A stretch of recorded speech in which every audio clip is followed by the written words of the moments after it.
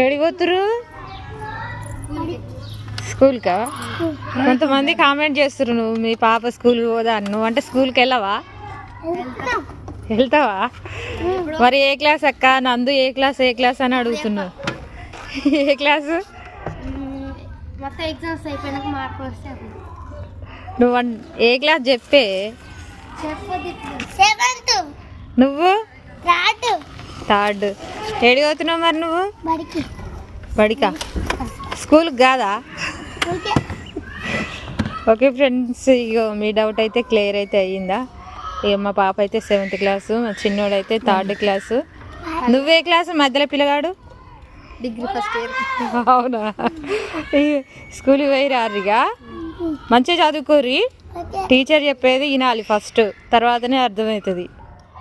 Okay friends, మరి పిల్లలైతే స్కూల్కి వెళ్తుర్రు.